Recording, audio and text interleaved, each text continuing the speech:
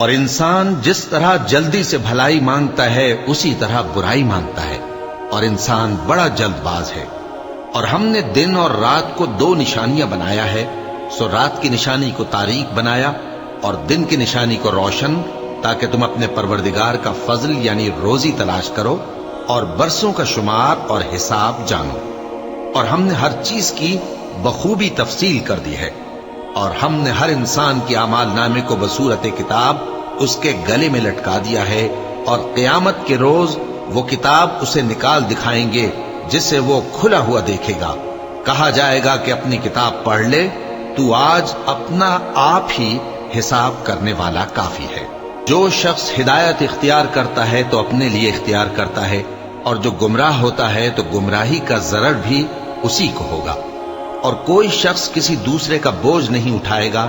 اور جب تک ہم پیغمبر نہ بھیج لیں عذاب نہیں دیا کرتے۔ اور تمہارے پروردگار نے ارشاد فرمایا ہے کہ اس کے سوا کسی کی عبادت نہ کرو، اور ماں باپ کے ساتھ بھلائی کرتے رہو، اگر ان میں سے ایک یا دونوں تمہارے سامنے بڑھاپے کو پہنچ جائیں تو ان کو اف تک نہ کہنا، اور نہ انہیں جھڑکنا،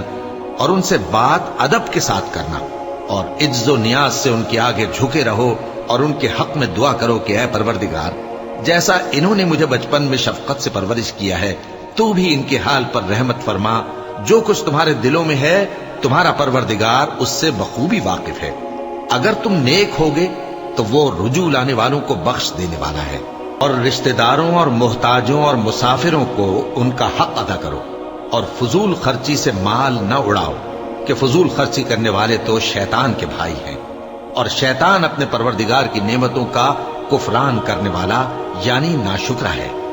اور اگر تم اپنے پروردگار کی رحمت یعنی فراخ دستی کے انتظار میں، جس کی تمہیں امید ہو، ان مستحقین کی طرف توجہ نہ کر سکو تو ان سے نرمی سے بات کہہ دیا کرو،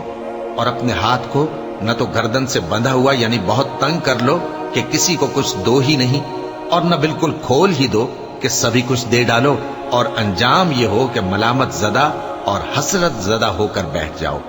بے شک تمہارا پروردگار جس کی روزی چاہتا ہے فراخ کر دیتا ہے، اور جس کی روزی چاہتا ہے تنگ کر دیتا ہے۔